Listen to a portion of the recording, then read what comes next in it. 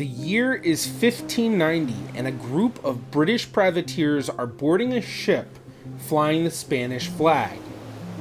They've attacked the ship and now are seizing it. As they take the ship's passengers captive, the crew come across a group that they weren't expecting.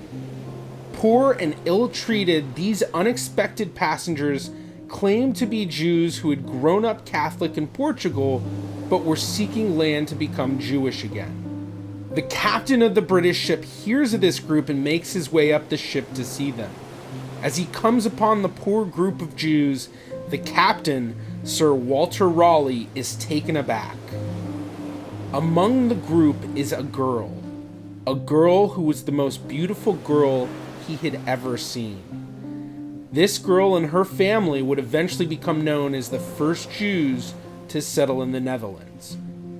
Hey everybody, I am Jared Ross, the GeneaVlogger, and on today's video, I will be discussing the origins of the Portuguese Jewish community of Amsterdam.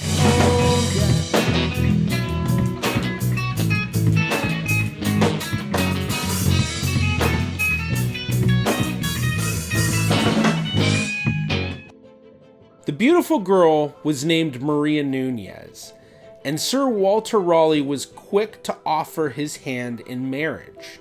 But Maria declined. She sought to live freely with her family as a Jew. The group were then taken to England as prisoners, but word of Maria's beauty spread far and wide and eventually found the court of Queen Elizabeth. Queen Elizabeth was quite intrigued about this and ordered that the girl be brought before her. And upon meeting, Queen Elizabeth was quite struck by both Maria's beauty and her humility. So Queen Elizabeth took her on a carriage ride around London and introduced her to all sorts of people. Offers of marriage to Maria flooded in from all over, but Maria was steadfast in that she wanted to live freely with her family as Jews.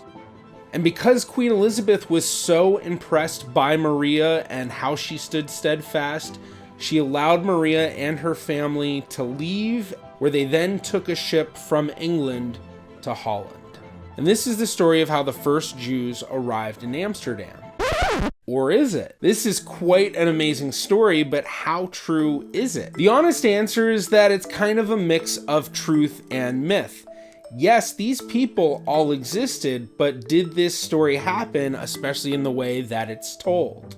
Fortunately, it's unknown how much of the story is true, whether or not Sir Walter Raleigh or some other privateer ship actually took them captive, and depending on the source that you hear the story from, there's often small little changes between them all. So I spoke with my friend and colleague Ton Tielen, who has studied the Portuguese Jewish community of Amsterdam at length.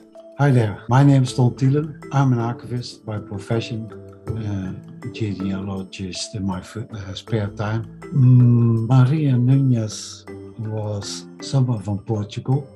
She did exist. Well, there's a marriage ban of Manuel Lopez and Maria Nunez from Amsterdam from 1598. Her sister married on the same date to Duarte Saraiva Coronel, and her husband is mentioned in dozens of notarial deeds in Amsterdam. He was a very active Portuguese Jewish trader.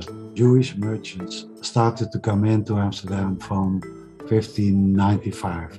This is attested by notarial deeds from the notarial archives in Amsterdam. Around Maria Nunez, many tales have been spun. The principal one is by Daniel Levi de Barrios, a 17th century history writer and poet in Amsterdam. He took an existing person and spun some lovely tales around her. Well, the story about Maria Nunez being in London is not supported by actual documents. The consensus is that it has been invented by Daniel Levi de Barrios. She didn't stay true to Judaism either. She and her husband, after a couple of years in Amsterdam, went to Spain. So the story It's beautiful. It has a kernel of truth, but no. We also know British privateers captured ships throughout their war with Spain. There is a documented account in 1601 of 5 ships being seized, and the crown working to establish were the passengers Portuguese citizens or Dutch citizens. Interestingly, a large part of the cargo from these 5 ships were claimed by a man named James Lopez de Costa, who had been living in Amsterdam for at least the past 3 years. But James went by another name, an alias of Jacob Torrado. And a few years later, Jacob Torrado would become one of the founding members of the Portuguese Jewish community of Amsterdam, along with Samuel Palache and Jacob Israel Belmonte, who's actually one of my ancestors. Jacob's story of arrival in Amsterdam is another story similarly mythologized like the Maria Nunez story, also having a mixture of truth and myth. The story takes place sometime in the 1590s, where Jacob was traveling with a group of 4 boys and 9 other merchants. They were traveling in 2 ships, but unfortunately got thrown off course and ended up landing in Emden, Germany. They had been living in Portugal as Catholics, but secretly were crypto-Jews, people pretending to be Catholic, but wanting to go back to their Jewish origins as their family had been forced to convert in the Inquisition. Once they landed, a few in the group went ashore and saw a recently slaughtered duck being taken into a house. This made many in the group want duck, and when they arrived at the inn they were staying at, they asked the innkeeper for duck for dinner. The innkeeper ended up going to the house where the slaughtered duck had been taken and asked to purchase it for some rich merchants from Iberia. The man who owned the duck was Moses Yuri Halevi, and he agreed to give it to the innkeeper on the agreement that he later get a live duck fattened similarly to the duck that he was given. Once back to the inn, the group found the duck far too greasy and inedible. They asked the innkeeper where he got the duck, to which the innkeeper replied, "From the Jew." The group were amazed and replied, "What? Are there Jews here?" To which the innkeeper told them that the Jew lived in a house with Hebrew written above the doorway. It was the house they saw previously where the slaughtered duck had been taken. The group then went to Moses Yuri Halevi's house the next day, and they explained their plight, that their families had been forced to live as Christians in Iberia for multiple generations, but they sought to be circumcised because they knew they were Jewish. Halevi told them that Emden was not a good place to do this because of the Lutherans. So he told them to meet him in Amsterdam and that they should rent a house on Jonkerstraat facing the Mankelbeinstoren. Halevi would arrive about 2 or 3 weeks later, circumcise them all, and then would lead services every day in a rented room. And it is said that this is how the true community began. But there's also a second part to the story.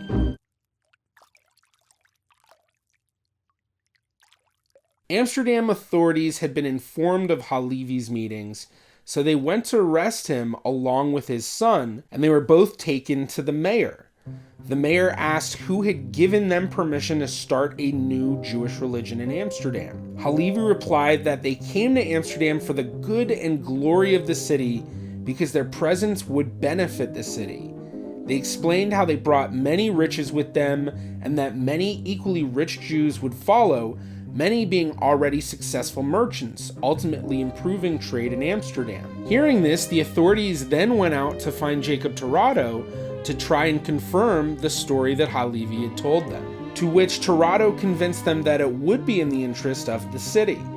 The mayor was convinced, and the community was able to grow, with many Iberian Jews arriving in Amsterdam. This story also relates to the growth of the Ashkenazi Jewish community in Amsterdam, which traces its origin story to the fact that the story of Halevi made its way to Germany and Poland and motivated a lot of the Jews there to then go and live in Holland. It's a beautiful story, but it's probably for the biggest part untrue.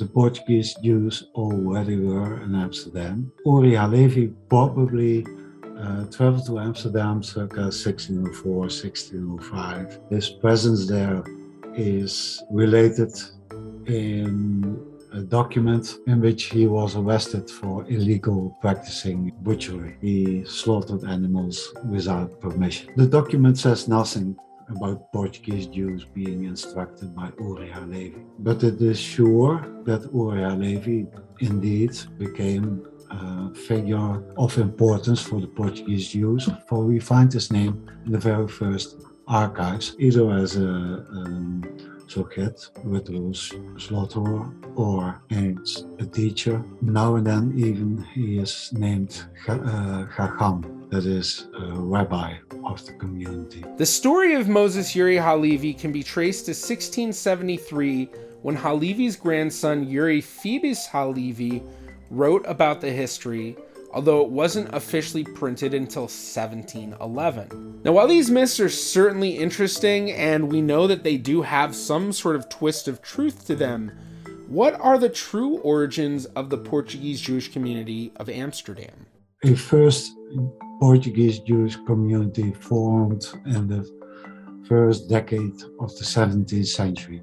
We don't know an exact date. We find the name Bet Jacob for the first time in 1608. Shortly after, Neve Salem was established. We assume that it's the second synagogue, but again, we can't be sure of that. But these two communities would soon grow to three because of a quarrel between two factions in one of the synagogues. There was a quarrel in Bet Jacob between two factions. We don't know exactly what was the beef of the quarrel, but it led to the establishment of the third Portuguese Jewish community. And then in 1639, these three communities merged into one single community. Merger was years in the making. From the very beginning, the three communities worked together in the matters of the cemetery, Biker Holem, the school Talmud Torah, and a few other things. There was a lot of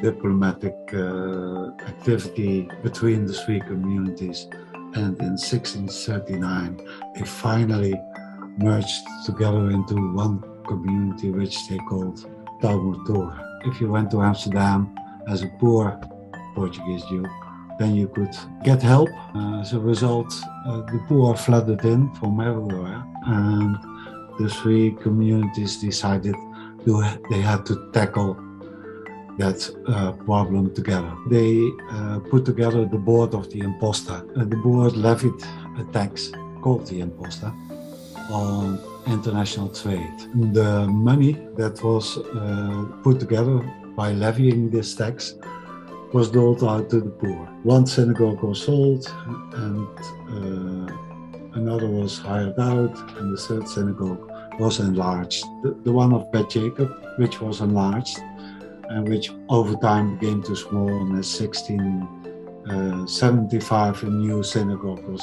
opened, and that was the Yasnoga as we know today. The Portuguese Jewish community of Amsterdam became a hub of the Sephardic diaspora, with people coming and going from all over the world, with it being a common stop for many Sephardim and even Ashkenazim who were traveling throughout the world. And descendants of this community now span all over the world as well, and I will often hear from people discovering that their second, third, or fourth great grandparent was actually born in the community. And luckily the records for this community are abundant and easily accessible, a big part of it being that Dutch records in general are quite easily accessible. And for anyone who'd like to learn more about Dutch records, whether you're from this community or another community from somewhere in the Netherlands, be sure to check out this video of mine where I talk about Dutch genealogy. And if you enjoyed this video, please be sure to give it a like.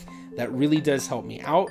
You can also click right about here if you'd like to subscribe. It is completely free to do so. You can also follow me on Facebook, Twitter, or Instagram at GeneaVlogger. I'm the GeneaVlogger. See you in my next video.